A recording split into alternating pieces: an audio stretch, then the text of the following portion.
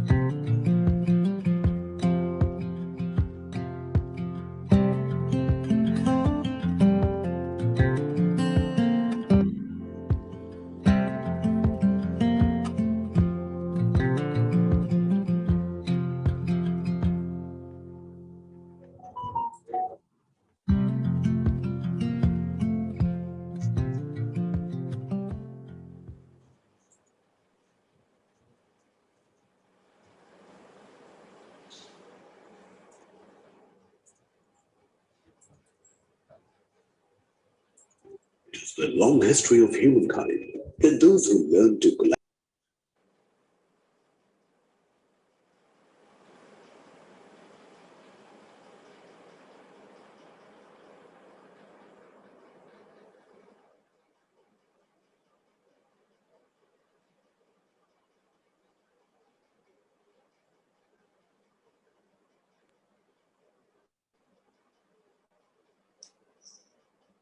presents a short video on base metal compulsory delivery futures contract. This video provides essential information on using base metals futures contracts for hedging and price risk management by stakeholders in value chain and ecosystem. This video illustrates the trading, settlement and delivery processes involved in using base metal futures on MCX. Futures contracts are available in major base metals including copper, zinc, aluminium, lead and nickel. These are most widely used in various industrial applications ranging from domestic appliances to construction and manufacturing industries. Aluminium is the most widely used non-ferrous metal with diversified applications in industries like transportation, packaging, cookware, construction, electrical applications, electronic appliances, etc. China is the largest producer as well as consumer of aluminium in the world. Russia, Canada and India are the other important producers. May I now invite Mr. Khorakiwala, Vice President IMC, to give his welcome address. Thank you. Good afternoon, everybody. Respected speakers, distinguished guests, ladies and gentlemen, a very warm welcome this afternoon.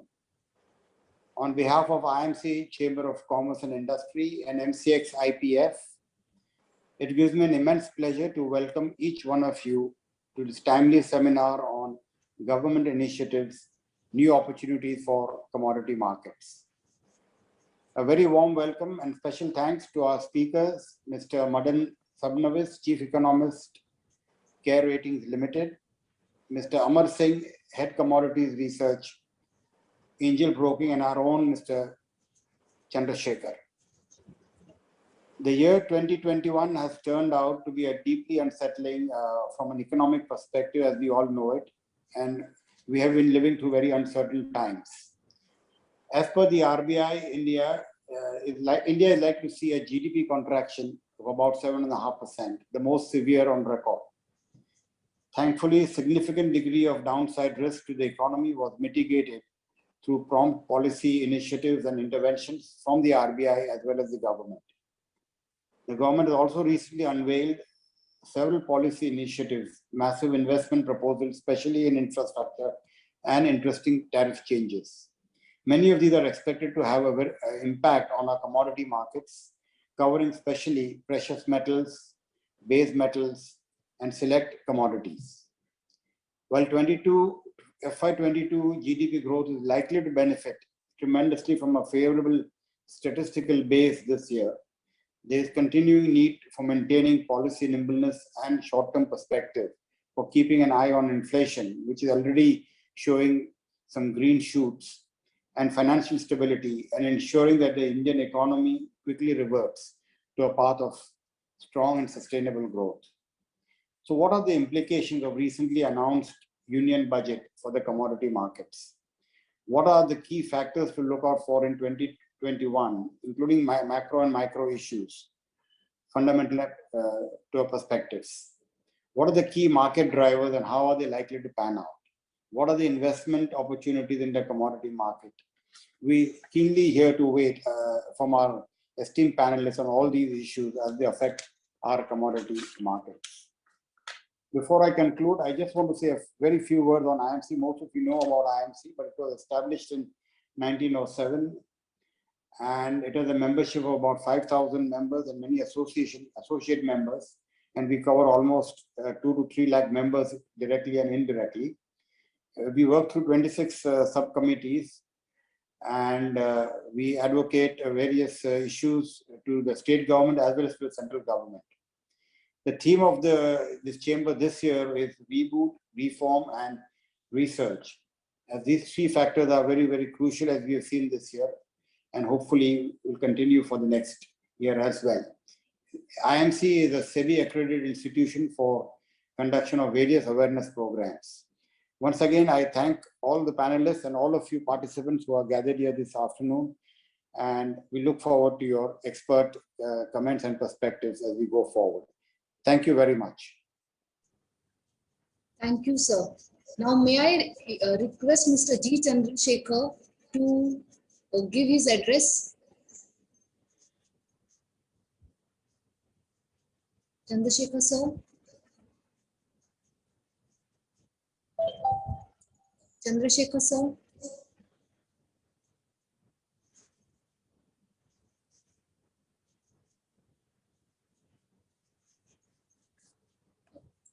I think there is some technical issue from his side. Now, may I request Mr. Madan Sabnavis ji to take it forward? Thanks, Neeta, and good afternoon to everyone.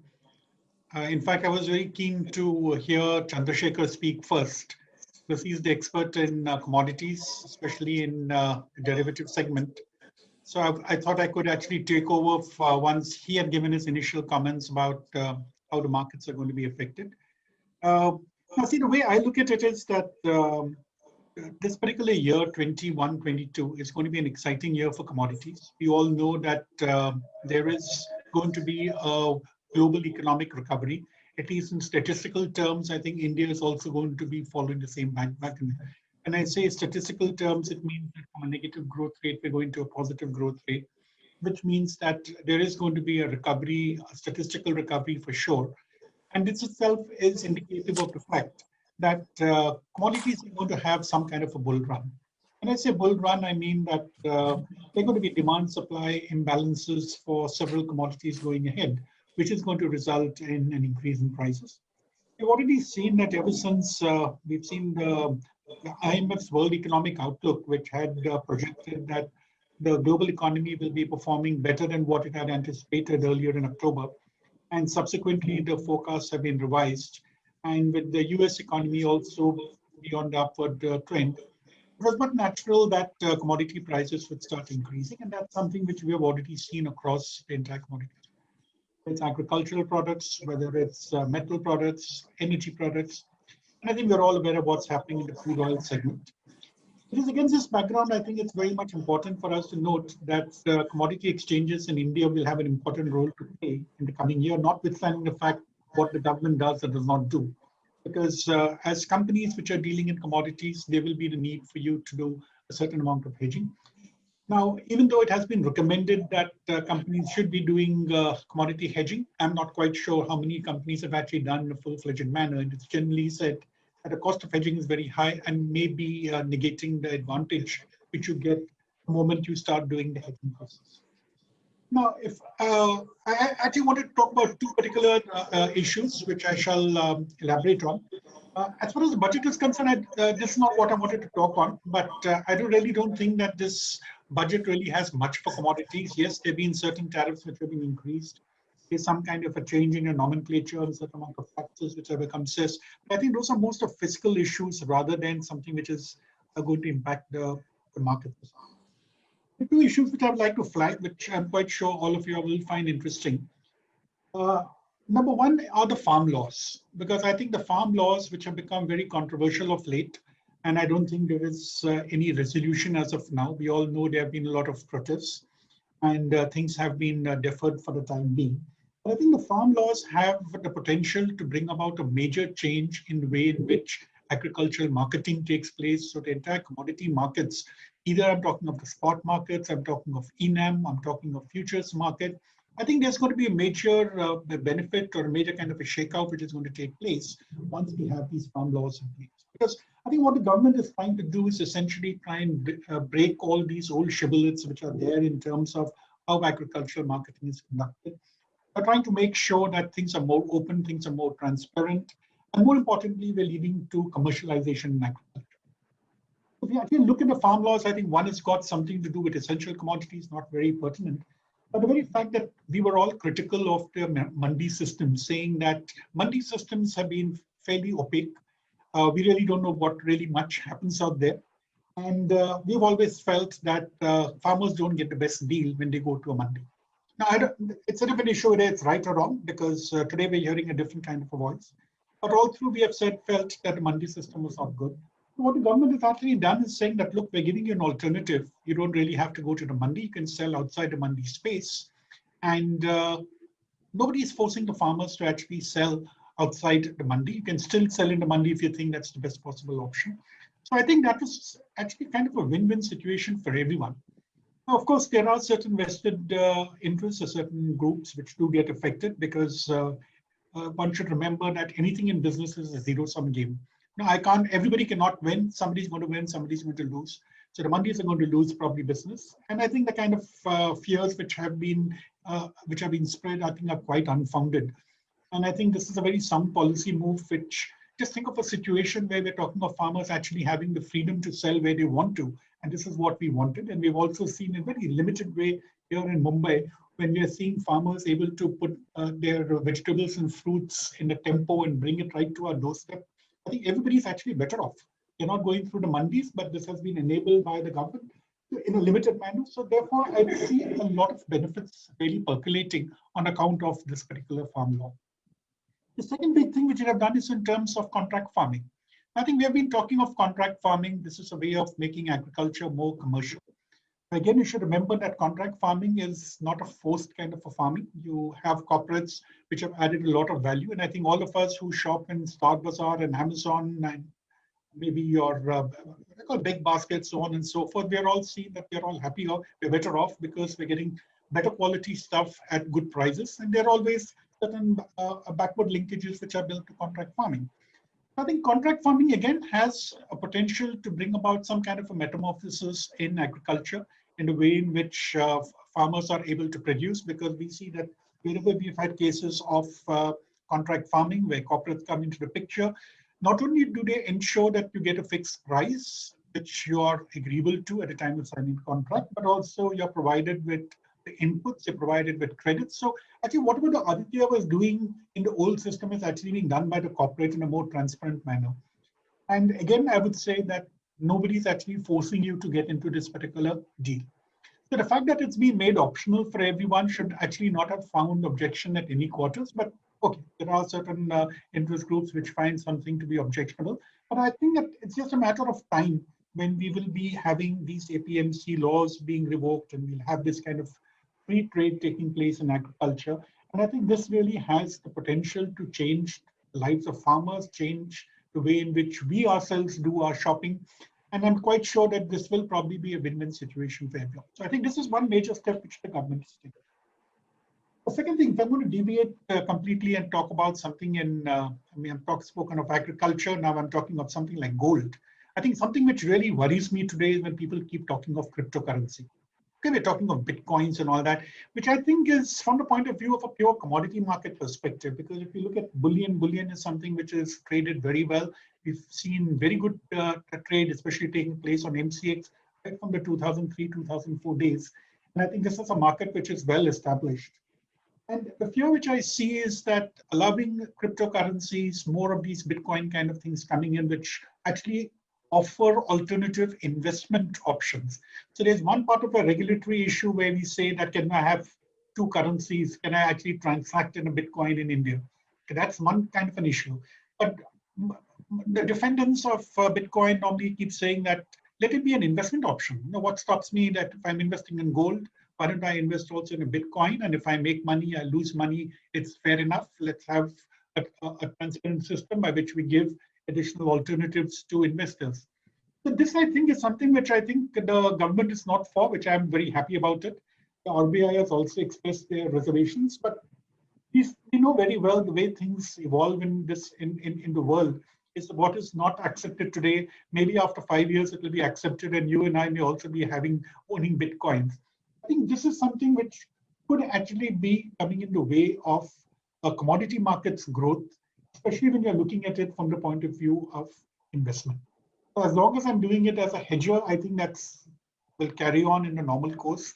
But in case I think that I want to enter the commodity market, because I think if you look at most of what the commodity exchanges are talking of in their presentations, is that this is a very, very good way of making investments, diversify your investment portfolio. Don't just get into stocks, but you also have bonds, you also have commodities.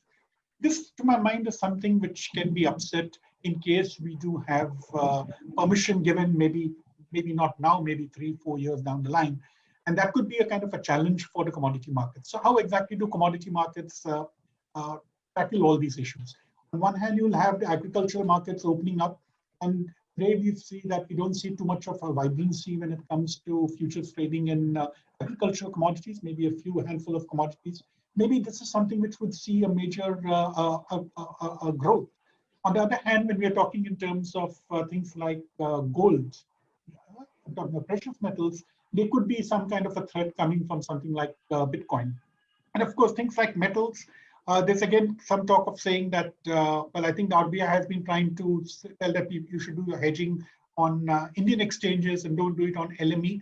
We're not quite sure, because when you're talking of liberalism, giving choices to companies to hedge where the cost is the lowest, nothing can maybe there can be some law saying at some point of time that companies hedge wherever you want to, and they may say that why should I do it on MCX? Let me do it on LME. Now, this may not be good news for Indian commodity exchanges. So the way I look at it is that the coming years are going to be very exciting, not just from the point of view of having more commodities coming in, looking at the new regulations coming in, you have option on goods coming in. These are all good things which are happening. At the larger space, I think there would be different kind of waves coming in. Agriculture is something which could see an upswing, maybe not so for other products, especially when you're talking of metals or precious metals. But these would be my initial comments. Thanks. Thank you very much, Madan, for very insightful comments, opening remarks. Very, very interesting. You brought some new dimensions to this market, new developments, how they are likely to impact. I have a presentation to make. I'm going to share a share screen, and over the next probably 15-20 minutes, I'll share my thoughts on what are the new opportunities and how the budget is actually going to help the commodities market. Okay, let me. I need to make it full screen, correct? Okay, I think I'm okay with this. Anita, how do I go full screen? So F5. It's not required. It's quite clear. Sorry? Yeah? Oh, is it? Okay, all right. No, but I'm not. I should be able to change it. I'm not able to change. Okay, let me see. So All right. Okay. Let me. I've got it. All right. Now let's discuss this IMC MCX webinar. New opportunities in commodity markets, particularly coming out of the Union Budget 2021-22. Okay. Let me start by talking about SEBI. SEBI has taken, for the benefit of all the participants, SEBI has taken several initiatives recently to deepen and widen the commodity derivatives market. Options contracts have been introduced. Index trading has been allowed. Mutual funds are now allowed to trade commodity derivatives. AIF category 3 alternate investment funds are allowed to trade commodity derivatives. PMS, portfolio management service, is allowed. Banks may be allowed to trade commodity derivatives as a part of their risk management, as a part of the risk management, because they have exposure to commodity. Their borrowers have exposure to commodity. But finally, it's the RBI's call whether or not banks should be allowed to trade commodity derivatives. Now, also of late, we also hear, of course, it's there in the budget that SEBI will act as a market regulator for the gold spot market. Again, a very, very positive development as far as commodity space is concerned. Now, coming to the budget per se, the investment that has been proposed in the union budget for infrastructure projects, 5.5 lakh crore rupees. I think it's a substantial amount for infrastructure. Although yes, in our country we need to spend close to, as they estimate, $1.5 trillion over the next 10 years to have a decent level of infrastructure. To start with, I think the government has allowed something like $70 billion, which is very good under the present circumstances. Many textile parks, urban infrastructure, power sector, oil and gas, seaports, airports, roads, railways. These are all the infrastructure development that we are going to see over the next maybe 2, 3, 4 years. I'm sure this amount is not going to be spent just in 1 year. I don't think we are in a position to spend this amount in 1 year, but over the next 2, 3, 4 years, I'm sure all these amounts will be spent. What we need to know really is that all these solid infrastructure projects, and when I say solid infrastructure projects, I want to distinguish between solid physical infrastructure vis-a-vis soft infrastructure. Soft infrastructure is information, collection, collation, analysis, and dissemination. That is another part. But we're talking about solid infrastructure like roads and airports, seaports, bridges, flyover, etc., etc., etc. So all solid infrastructure projects, construction projects, are commodity intensive. And when we're going to spend more than 5.5 lakh crore rupees on solid infrastructure projects, I think the propensity for consumption of industrial metals and base metals is going to be quite high. It's very, very positive.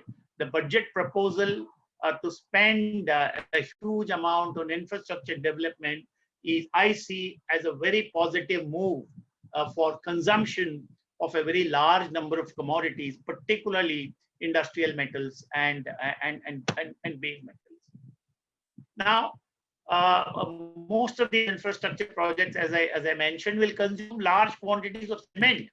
They will consume large quantities of metals like steel, copper, nickel, zinc, aluminium, etc., etc. In fact, in any major infrastructure project, 60 to 65% of the cost of the project is usually accounted for by commodities. Okay, and for that, that's the kind of commodity intensity that infrastructure projects have. For example, when we talk of investment in highways, most of the highways will of course be built, and most highways will have barricades, and these barricades will use galvanized steel.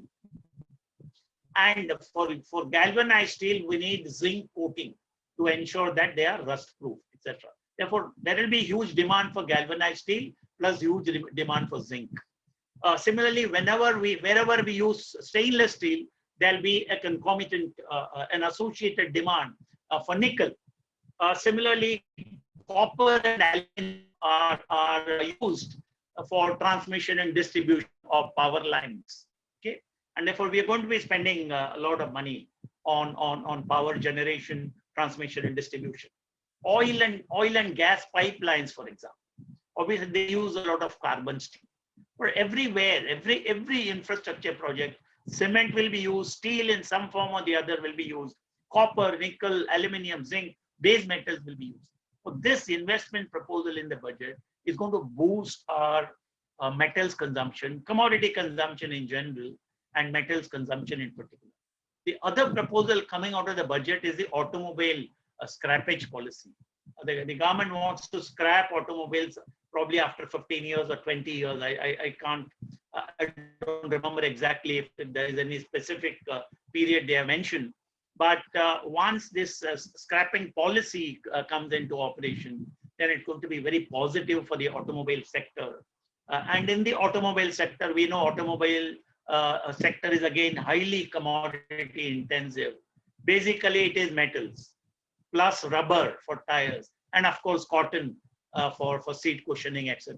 So there'll be more production of new vehicles, new automobiles with the country, which will again boost consumption of a number of commodities.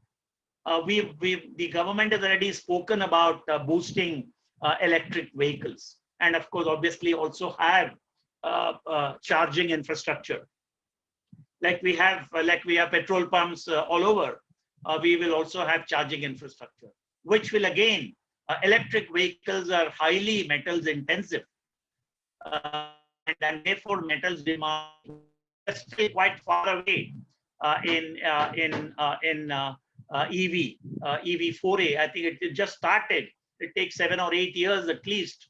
By close to 2030, we may have a notable number of electric vehicles in our country. But the process has already started. For charging infrastructure also will mean a lot of consumption of metal. For the EV and charging infrastructure is going to be quite, in my opinion, metals positive. Then we come to, as Madan mentioned, some of the duty changes, which is important for us to understand about tariff changes, because tariff changes do affect commodity import and export trade and commodity prices, obviously. For the government of India has now brought a certain uniformity in the basic custom duty in case of a number of commodities like the vegetable oils and pulses, etc. There were different rates of basic custom duty. They all have now been standardized. Because MCX has interest in palm oil, therefore I'm just touching upon the vegetable oil sector, where the basic custom duty has now been fixed at 15%. But at the same time, the budget has also brought a new proposal called the creation of an agriculture infrastructure development fund. And to create that fund, there is an agriculture infrastructure development cess. And that cess, the cess has been so fixed that there is no loss of revenue. When you reduce the custom duties and standardize and make them uniform, obviously the government will lose a certain revenue.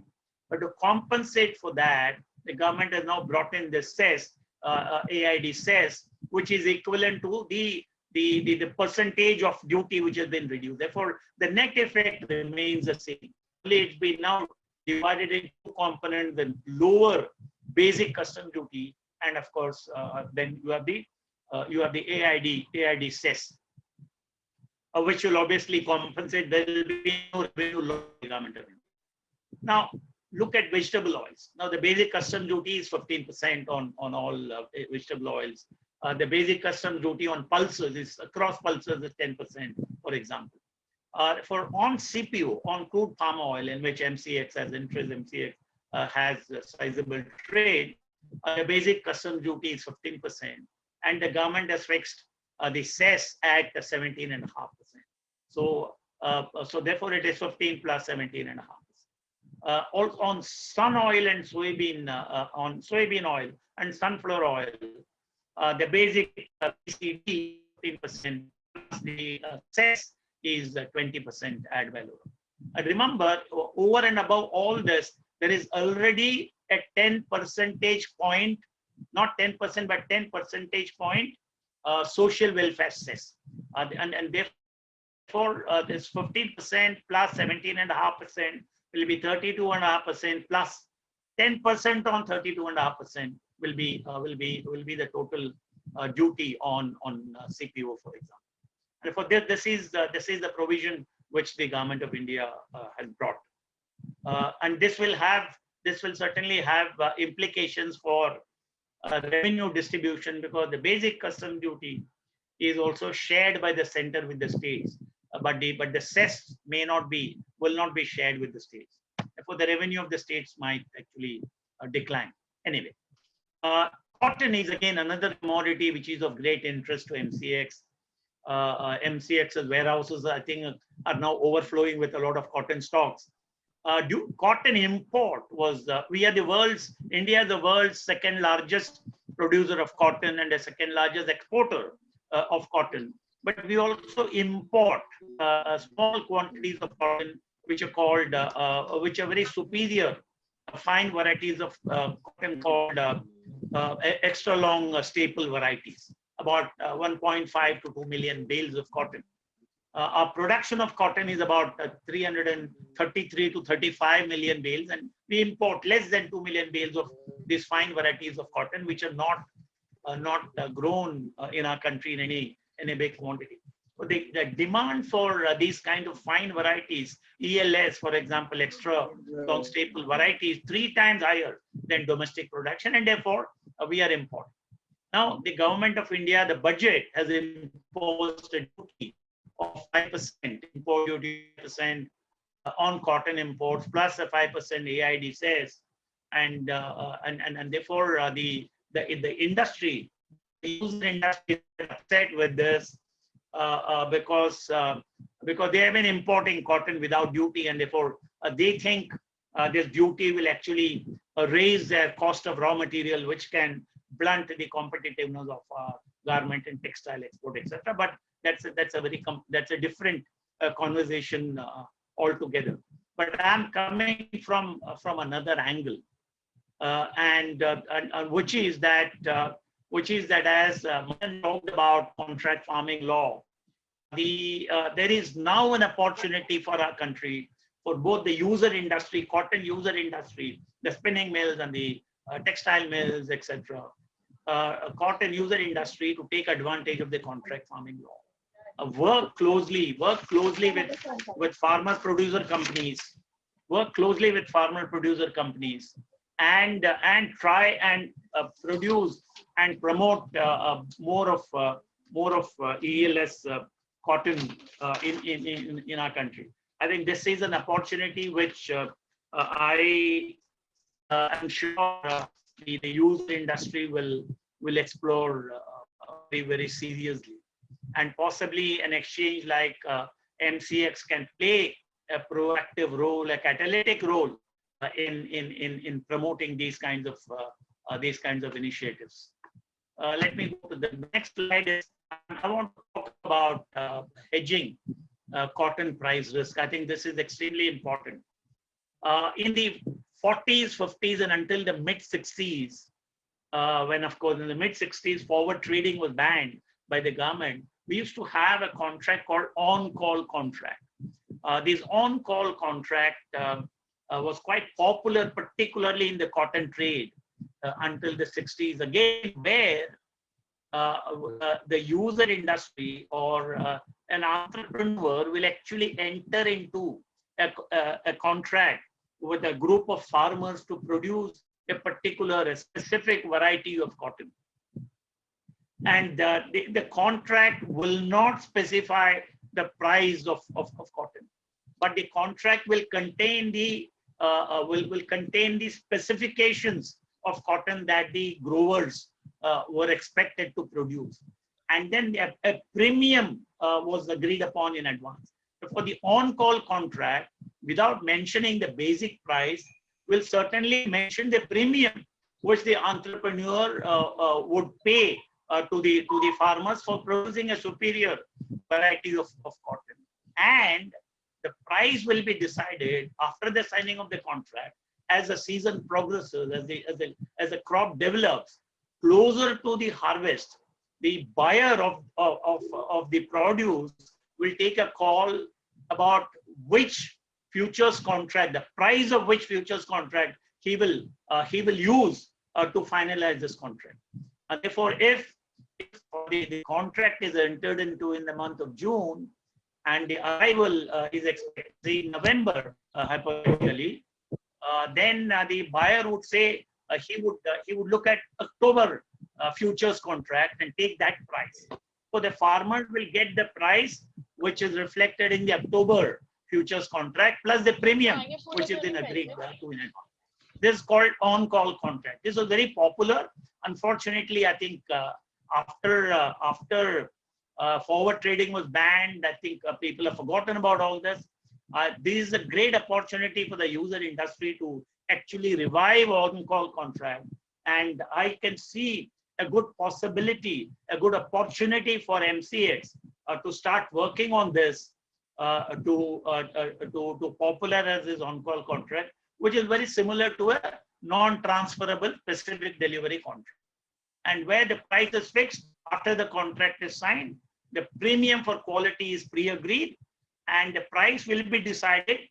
The price to be decided will be the price traded in a specific futures contract, and that call will be taken by the buyer. Okay. Now, I think this is the last slide, the last but one. Gold and silver. Obviously, when we in any MCX event, we can't skip gold and silver. There is some duty relief. The budget is given. 12.5% used to be the customs duty on gold, and it's been reduced by 5 percentage points to 7.5%. But the AID says on gold is 2.5%, taking it to 10, which means gold is now going to contribute to agriculture infrastructure development, which is very good. Although I don't see the connection between these two. There's commodity, gold, and agri, but nonetheless, this is the government's call that they want to tax gold and take that 2.5 percentage point, that value, towards the agri infrastructure development system. It fortunately for our country, it also coincides with a fall in international price. As we know, prices which touched more than 55,000 rupees for 10 grams are now currently probably 20% lower, just about 20% lower. So there is definitely relief for jewelry buyers. We've been also talking about India becoming a price setter. I think whether India will become a price setter, how it will become a price setter, is something we will, if time permits, I want to share some thoughts. I'm sure Madan also has his thoughts, spoken about this in the past, and therefore with this I will say that, I mean, I'll stop my presentation, but I want to make it very clear. I'm not a trader. I'm not in trade. I don't hold any trading position either in the physical market or in the derivatives market. I'm a student of the market, and therefore I watch the market, track the market, try and learn as much as possible in the from the market, and I want to share with everybody. And therefore, let me say good luck and God bless you all. Thank you.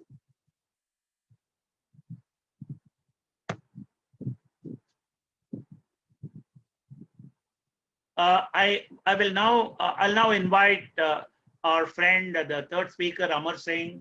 Amar, the floor is yours. Yeah, thank you, sir. Thank you so much. Am I audible? Yes, yeah. But Yeah, if you are able to raise your voice a bit, yes. it'll be better. Yeah. Yeah. So first of all, warm welcome to everyone who's there on this webinar. So as rightly said, that the commodity markets in India definitely has a huge potential. And if I were to put it, it's just like still the tip of the iceberg. We've had the commodity exchanges and in the being since almost now 17 years plus. But we are still to see really the volumes and the participation of all sorts of market participants, be it the hedges, as one of the speakers I was earlier talking about, that how deep is the hedging platform. So that's an area where definitely I see a lot of action happening going forward. And also, if we really are to become a price setter in any commodity, then the volumes will have to speak for themselves. Just because we are the largest consumer, or among the largest consumer in few commodities, be it gold, silver, crude oil, among the top three and top two in two of them. So clearly that says that on the consumption side we are good, but on the exchange platform we are a long way to go. And I would say that the if I look at a 10-year horizon from here, the current levels, so I see at least minimum a tenfold overall increase in the exchange volumes and the commodity participation, because what we are seeing is just now it's a trickling effect which we are seeing in terms of commodity participants, be the mutual funds, be the hedgers, and also what we are seeing is a very interesting phenomena I'd like to share with all of you, is that the millennial investors now, which if you can see, they are quite knowledgeable, they are quite alert, they look at spotting opportunities, and for them, commodities is an definite alternative investment. And as one of the speakers was earlier talking about cryptocurrencies and all that, that also is an alternative investment, but still, that's a far way to go, at least in India. So gold and other commodities, I would say in terms of silver, they would be a major attraction for the millennial investors because diversifying the portfolio also gives a huge opportunity. So that's one aspect I wanted to touch upon. Apart from that, looking at the commodity mutual funds, which we are seeing some action there, but still, what I see is that again it's the tip of the iceberg. Iceberg. We are going to see a lot of action there as well in terms of that. But I would say that we are still to see the active participation of hedging to a very great extent. But again, as Chandrasekhar has pointed out, and earlier also it was pointed out, that how do we ensure that they get the best pricing, because ultimately corporates who would come on the exchange platform, they'll be looking at where the best pricing suits them. So for that, how do we grow the domestic exchange volumes? That's definitely one of them. One interesting thing which I would want to talk about is options, because commodity, if you look at globally, options play a very major part in terms of hedging, in terms of trading. It could be a mix of both. Even if you look at the Indian markets, I'm talking about the equities markets, we see a significant or a more than 90% share on the derivatives coming from options. So options is an area which is, yes, if you look at it compared to futures options, they are completely two different products. The understanding level required for options is far higher as compared to futures. But that also gives the hedgers a better opportunity to hedge on the exchange platform. So I see that going forward, the commodity options could become a major instrument on the exchange, both for hedging, for trading, for investing purpose as well. But at the same time, the learning, or the, I would say, the understanding aspect of options will take time, because what we've seen in the equities markets is that it's almost 20 years, 2000, 2001, wherein we had the derivatives come into being. And then the index and all that came into being in terms of the Nifty I'm talking about. So we see that sort of phenomena happening in the commodity space as well, because options are a very powerful and very useful instrument in terms of either on the hedging side for corporates, as well as for on the trading side, those who are on the trading side, or those, I would say, even on the retail participation or the HNI. So that's an area which I see, because that has a potential, I would say, to see at least overall a tenfold increase in the current market volumes which we are seeing, because that is what is really needed, wherein we could become a price setter. Because till the time we have the volumes that we have, we would not become a price setter, at least in the top three commodities, be it gold, silver, and other commodities. Because in terms of, if you look at gold, silver, again, we are among the top consumers globally. Look at crude, we are number three, so we are not anywhere very below.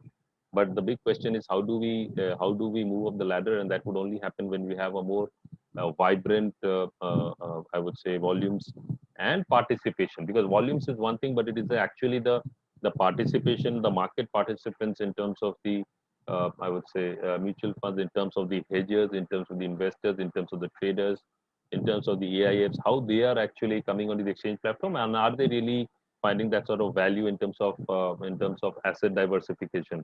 Because commodities, the best part is that commodities, yeah, we did see one commodity trade negative, but that's an exception, more of a technical reason. But otherwise, commodities have intrinsic value, and also with the global, I would say, sort of liquidity which we've currently seen infused in the global markets, trillions of dollars being invested and infused in the system, clearly shows that commodity markets for the year would see an uptick. Definitely, we'd see an uptrend there. But as I said, volatility is also the name of the game. So one needs to understand that as well. Here I would like to add is that we see that the number of people who enter. There's one interesting distinction is that the number of people who are actually entering commodities and the people who are into equities, you'll find that there's a significant difference there.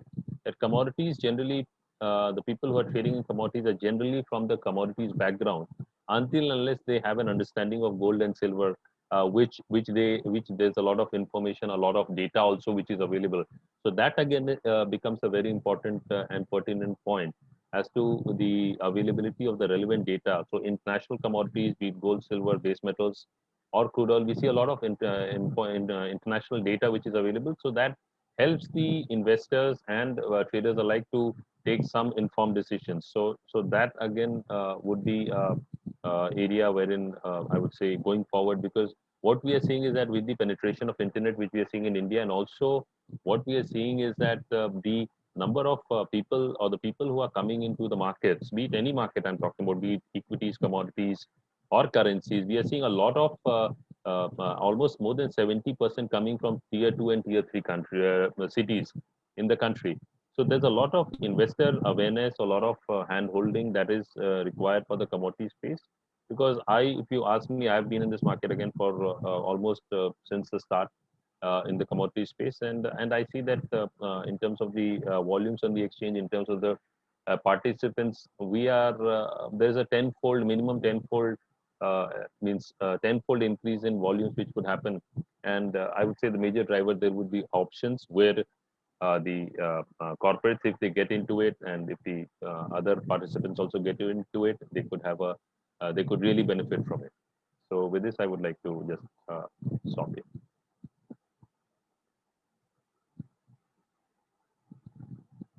Yes, thank you, Amar. Thank you for sharing your thoughts. I have Madan, any further points that you would want to take up? Yeah, see, there's one thing, because while commodities appear to be very attractive, we should remember that for individuals, getting into it may be a bit dicey. Okay, like as what Aman was mentioning, that okay, you're talking of gold, silver, we have lots of information. But does anybody in this room or this particular audience know what's happening in soya bean, soya oil, what's happening in chana? I think this kind of information is not really available. So I think for the common person to get into it for the sake of investment could be very, very cumbersome.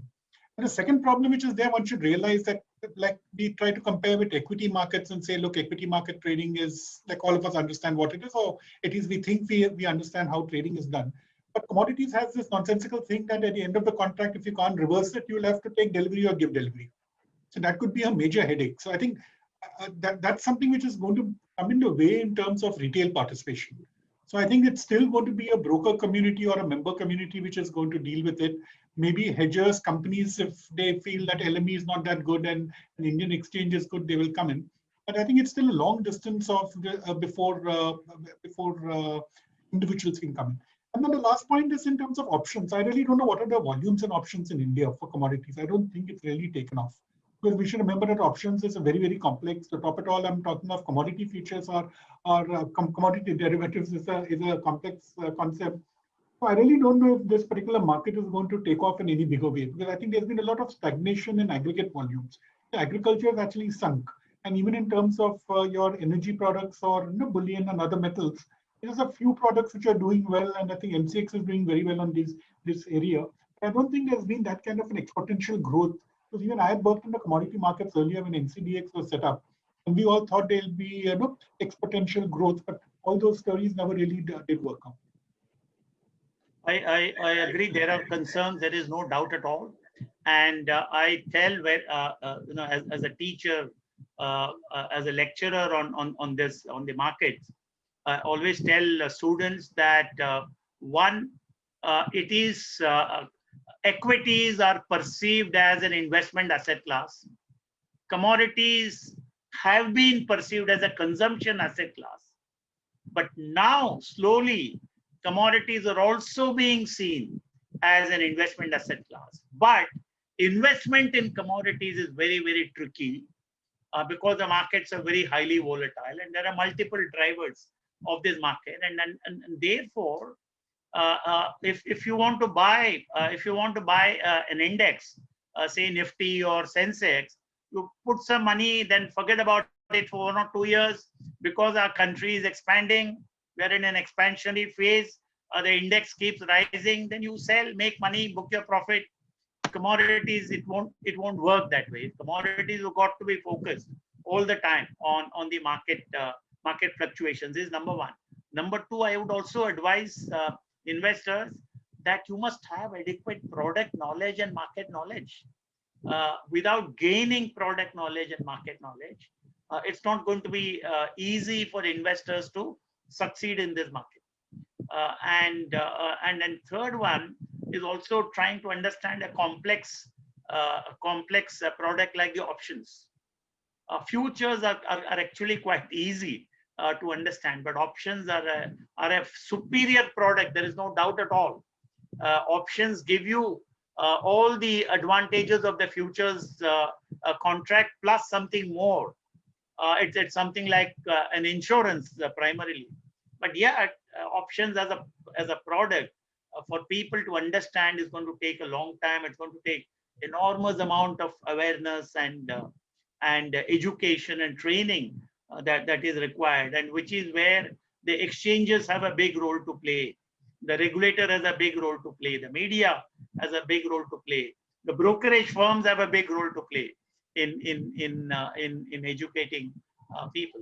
And therefore, I think I call this ATE, awareness, training, education. I think we need to have this 8 program very firmly across India, which is very important. And I also keep telling people that when I go and watch a program, say a dance program or a music concert, I hear it for 2 hours, I can't start singing. I need to be trained. The training, actually, most people lack training.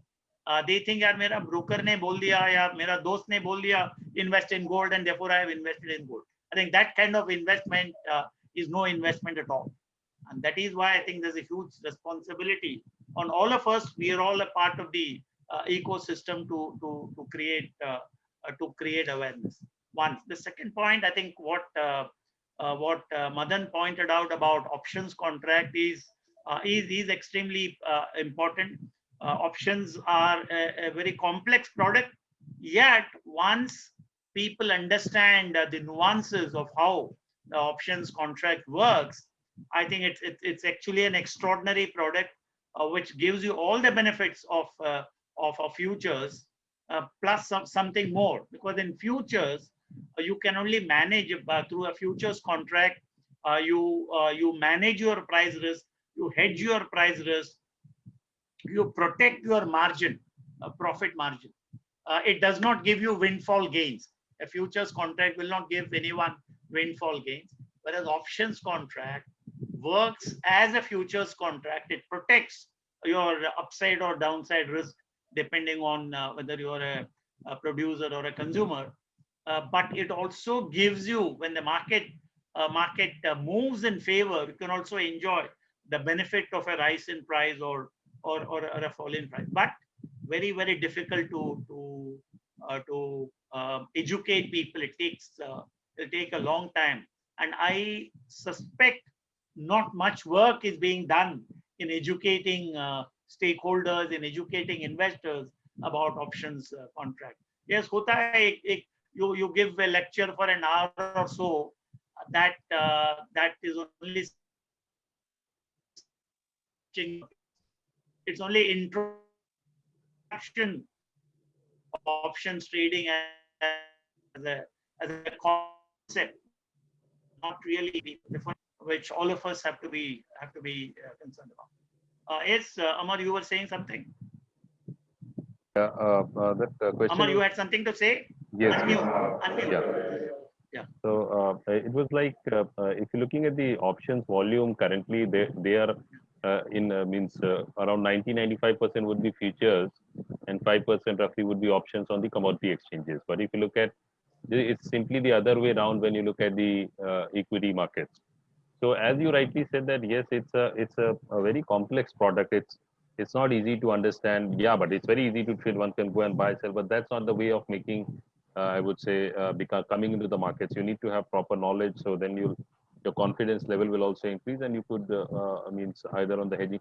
Just to give an example, using options for hedging, those who are even I'm talking about corporate, those who are using futures, and if they look at options, they go in ATM or deep in the money, they still save a lot of in terms of investment capital, which they are deploying for hedging. So as you rightly said, both on the hedging side as well as on the trading side, the awareness needs to happen. That is something will happen, I would say definitely, because there are people.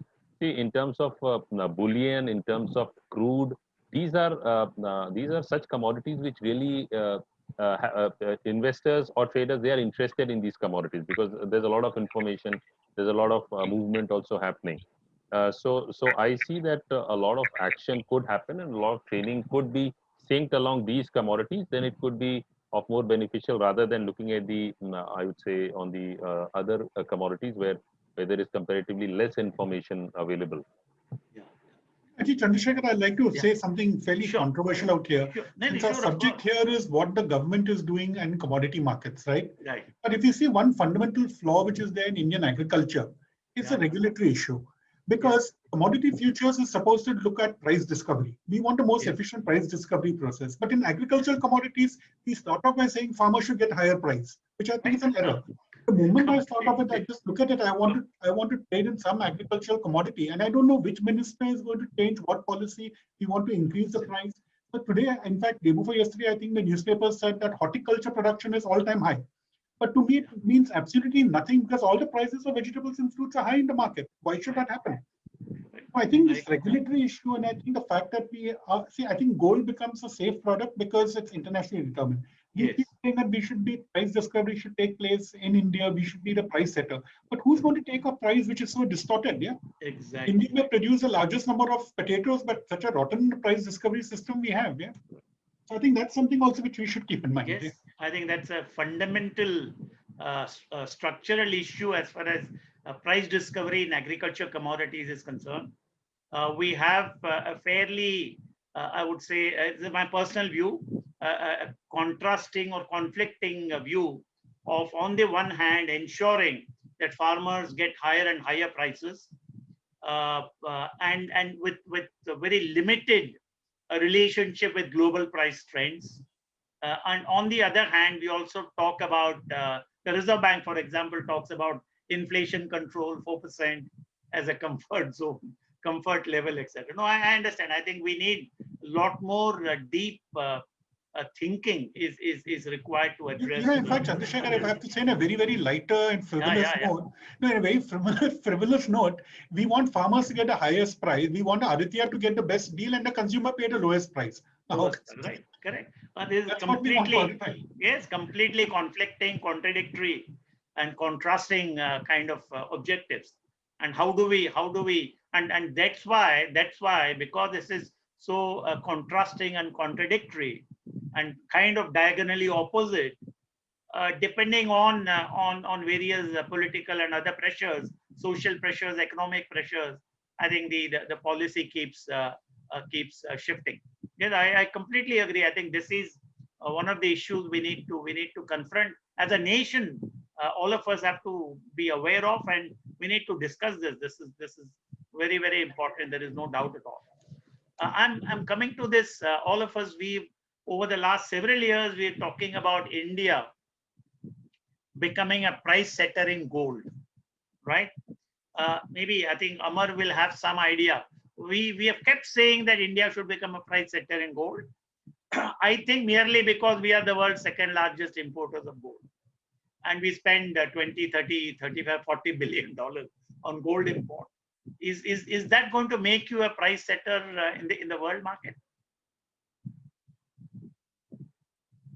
Amar? Yeah. I would say that's more on the consumption side, but that really is not the way forward, as I was Correct. talking about earlier. Yeah, please, sir. Correct. So anyway, any thoughts on it, Madan? No, I don't think we can be a price setter. Correct. In fact, I don't think in any commodity, as long as we have these distortions which are there, will the global players be looking at India? Yes, I remember. I think 3 or 4 months ago, probably September or October, MCX came out with its annual yearbook, and they wanted me to write an article. And I wrote on, will India become a price setter in gold? And I said, all this is a fantastic dream. There is no doubt at all. It's a great dream, and why should we not have this dream that we will become the price setters? After all, we are the second largest consumers of gold in the world, etc. But I said several preconditions have to be met. There are several prerequisites that have to be met. First, we need policy predictability. Second, we want to have a transparent physical market. Then we need to have a robust quality assurance system. I think these are not present at all. What about infrastructure, gold infrastructure? Both the solid infrastructure and soft infrastructure, flow of information, for example. Are we an integral part of the global value chain? We may be large importers. We don't produce domestically anything, maybe 3, 4, or 5 tons a year. But are we genuinely an integral part of the global value chain? I think not. We are not, because gold exports are not permitted. Gold import is permitted. So we are not. So therefore, in a very limited way, we are part of the global value chain. Currency convertibility. Without currency convertibility, how will you? I think that's going to be a big challenge. And of course, the regulatory oversight. These are challenges we need to overcome.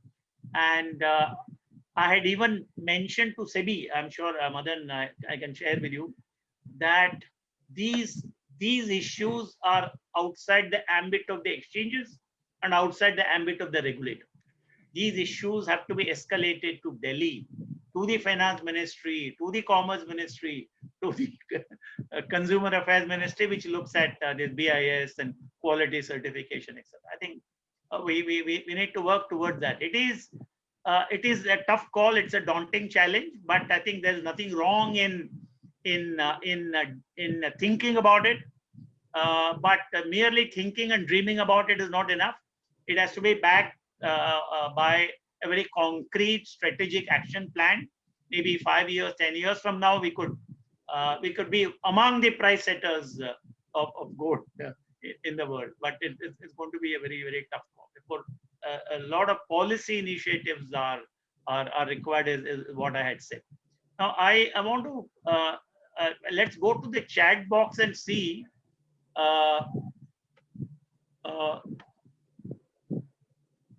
Feedback. Okay. Will gold price increase in the coming months? I want to mention to whoever is asking the question, with due respect, we don't discuss price outlook in these events, particularly when an exchange is involved.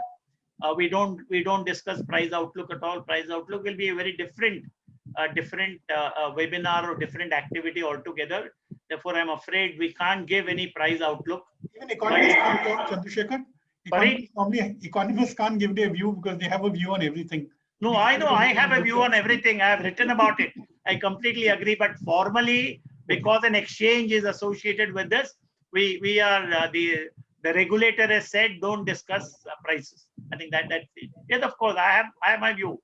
And believe me, the world market is behaving exactly the way I have said in the last 3 or 4 months. But anyway, but please explain a bit about future of retail shops because nowadays e-commerce business is booming. Maybe Madan, you have some thoughts on the future I of, think obviously they mean physical retail shops. Will they absolutely. exist? Will they? Yeah. I think the mom and pop shops have to reinvent themselves because I Yes. think with the spread of e-commerce, and I think Absolutely. e-commerce has gotten a very good boost during the pandemic times because even people who were not really dealing with your Flipkarts and Amazon and Big Basket, perforce had to do their shopping on these e-commerce portals. So that has actually helped them also to expand the infrastructure. Because I remember something like Amazon already had an Amazon pantry, but it was not that vibrant. But I think today it's very vibrant. Look at Flipkart. They also have a pantry equivalent out there, and they're selling every possible good and giving you the highest amount of discounts. So therefore, I think the retail outlet will definitely have to face these challenges and will have to think about how do they actually manage to retain their customers. Because everybody I talk to, at least they're talking of people of a similar kind, similar income groups, all of us in this particular gathering, almost everybody is now hit on one of these e-commerce portals. I think it's going to be a big problem. India, of course, is a large country.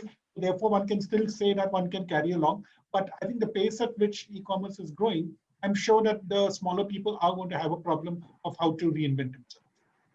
I have been tracking this. I've commented several times about this in the last 10 years.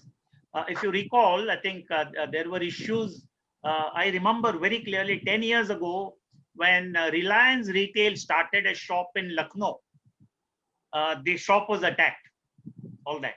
And I wrote an editorial saying two things. Given the socio-economic status of this country, and income distribution of the country, and you have the urban areas and the rural areas, given these the differences, I don't see unorganized retail going out of business anytime soon.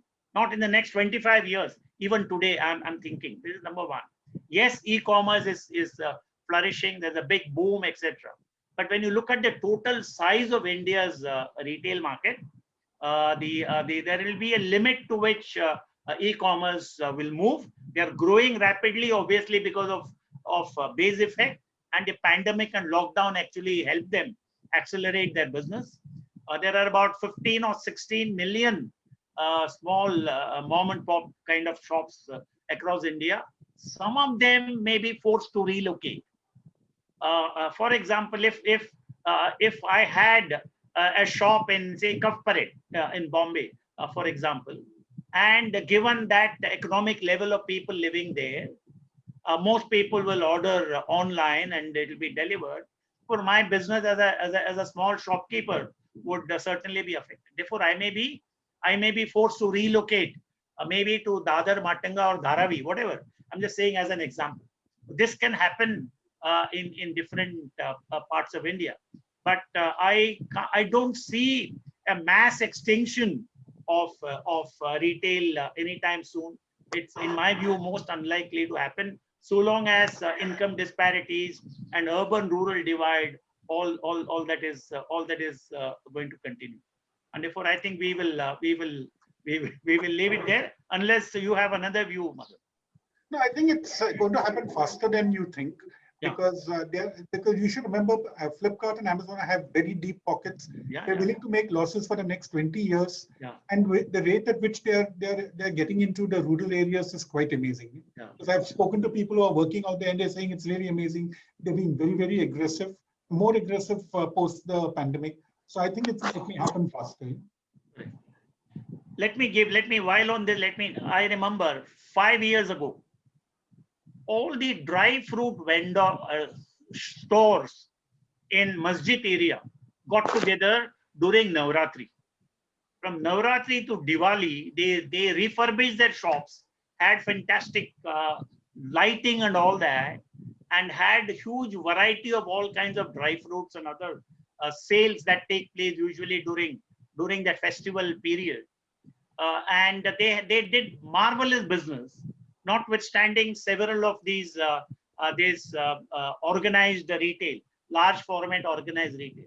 When you go to a large format organized retail, looking at dry fruit, they'll have very limited varieties, and whether it is cashew nut or almond or whatever else, Whereas these small retail stores will have a very wide variety. You can touch and feel and bargain and talk to them, which is not available, in the large format retail store. But I mean, and I've met them, I've talked to them, I've interviewed them, and they said they are all very happy and they're going to continue. Whether they did that in subsequent years, I don't know. Therefore, these are experiences I thought I'll share. The next question we are going to is, please give your feedback on why commodity market is too long for the farmer in India on trade. I don't actually follow this question. Give your concern on how to make them participate in the future. Let me take this question. Maybe Amar, I'm sure, will have a view, and Madan also. Let me make it clear again. My view. Even in the United States, where you have large farmers with 500, 1,000, 2,000 acres of land, cultivated land, the farmer does not go to the futures exchange to trade, to hedge his price risk. But the farmer all the time watches the price of soybean and corn and cotton on the CBOT, Chicago Board of Trade. For that price on the exchange, it gives him an indication of at what price he should sell to the elevator company. And therefore, that's even in a developed country like the United States. Therefore, to expect that a small farmer in India will go to a commodity futures exchange and trade his agriculture commodities, I think a little too far-fetched as of now. But I think we should encourage farmers and farmer producer companies. Farmer producer companies will probably be in a much better position to start trading on the exchanges, because they have volume, they have scale. Whereas individual farmers will not have the kind of scale, and therefore it is, notwithstanding all the talks that we make and the government talking about farmers trading on commodity exchanges, in my view, it's most unlikely to happen anytime soon. Madan, anything? Just to add to what Chandrasekhar is saying, we should remember that exchanges deal with standardized products. Correct. Okay, so you'll have a particular grade saying it's of XYZ quality which is being sold, and most of the product in the country may not be XYZ grade. They can be benchmarked to it, so therefore the farmer may not be in a position to come and sell XYZ grade because he's not doing it. For metals, it's probably more homogeneous. It's possible for such a thing to happen. But again, logistics issues are always there, and delivery is always an expensive proposition. Right. Amar, your thoughts, Amar? Anything on farmers participating on the futures exchange? Yeah, I would say that, as you rightly said, that the participation of farmers directly, I also don't foresee that happening on the exchange. It could be through FPOs, it could be through some organizations and cooperatives, but individual farmers, yeah, but they can definitely look at the prices on the exchange, and that gives them some clue and some idea. So it would be that way only what's there in the developed markets. I don't see them participating individually. Yeah. To that interesting. Yes, I agree. Next question again, Amar, you may have to respond. Does options contract in gold offer a good investment opportunity? Yeah. That's in the chat box. Yeah. See, options if you look at the options in gold, so if you're having a view on gold, that gold is overall bullish, so definitely you can look at options. But you have to remember one thing is that these options of futures, if they have their expiry date, so that's one challenge, because in equities what happens is that you can buy and hold for a long period of time, but in derivatives you have to roll over, so there's a rollover cost which is there, so which could not make it or perhaps as I would say in terms of remuneration, in terms of returns. But yes, from a short-term perspective, or you can definitely look at it, because we don't have long-dated options wherein you can hold for 6 months, 1 year, and that sort of liquidity. So that's there. But you can definitely look at options and try to look at them from more from a short-term perspective. Yeah. And I would also think options in goods is a better product than options of futures, because once the contract, it devolves on the futures contract, then you are subjected to all those terms and conditions of the futures contract, including margin, mark to market, all that. Whereas options in goods, I think, is probably Even much better, provided you're willing to take delivery or give delivery. Of course, that's the condition. There's one more for Amar. Bull decks, metal decks. Good vehicle. Are these good vehicle for investors for taking long-term position? Any thoughts on that? Yeah, see, looking at bull decks, because primarily you've got in that bullion, you've got gold and silver. In the metal decks, you've got base metals. So yeah, if you want to diversify, but generally what we've seen is that if you look at silver, silver is both an investment metal as well as an industrial metal. So it also moves in tandem with I would say the base metals. But yeah, you can look at, because if you're looking at from an investment perspective, you can look at these indices from a long-term perspective. Yes. Any thoughts, Madan? Anything? No, I don't think so. Okay. Now, then there is another question. What are the key factors to look out for in commodity markets? Okay, this is something I've been talking about for, I think, very long years. Let me say there are 5 major drivers of commodity markets globally, and obviously they are applicable to India also. What are these 5 major commodity drivers that you need to track? Anyone who wants to invest in commodities. One is global economic growth. There's a strong positive relationship between economic growth and commodity consumption. So track growth. Track either global growth or individual countries' growth, like say India. Second is geopolitics. Political instability, war-like situation immediately propels, say, crude oil prices higher, gold prices higher, and therefore you need to track geopolitical developments and their impact on commodities. The third one is monetary policy. Higher liquidity, like we are currently facing, ultra accommodative monetary policy, very low, ultra low interest rates. When there is too much money in the economy, obviously a part of it is diverted towards commodities, and it actually helps propel commodity prices higher. Therefore, monetary policy becomes important. Liquidity and interest rates become important. You need to track that. The fourth one is, of course, currency. Currency, impact of currency on commodities, particularly on import and export of commodities, is a no-brainer. Everybody knows. If the rupee is weak, imports become more expensive. If the rupee is strong, then imports are cheaper, etc. All that. So the currency factor is important. Last one for agriculture commodities, it is weather. Whether you have normal weather, abnormal weather, La Nina or El Nino, whatever, all that, I think we need to track. Therefore, if you're able to track these 5 drivers, economic growth, geopolitics, monetary policy, currency, and weather, you would have substantially tracked the major drivers of commodity markets, and you will get a reasonably a good view of where markets could be going. So these are the factors one must look out for. As far as India is concerned, yeah, sure, please. Just a supplement to what Chandrasekhar is saying, you also need to track what's happening to dollar-euro part of currency. Right, because that's right. The answer to gold is actually, there's an inverse relationship between the two. Absolutely. Very true. And therefore, I think these are factors quite important for people to track. Now, one should also have the sources of information, how to track, when to track. You may have information, but you also need to analyze and interpret that information. So these things come through a lot of practice and networking, etc. Amar, anything, your thoughts on factors to look out for in commodity markets? Yeah, I would say that you've covered most of the fundamental factors. Definitely, Right.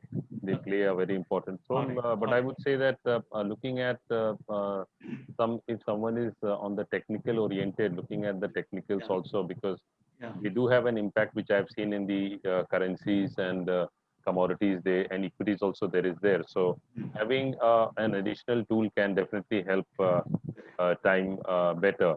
So that also is an area where one can definitely look at. Thanks. I guess I suspect we are coming towards the close of this webinar. Any parting comments, Madan? You have anything to say? No, I think it's. All right. Any parting comments, Amar?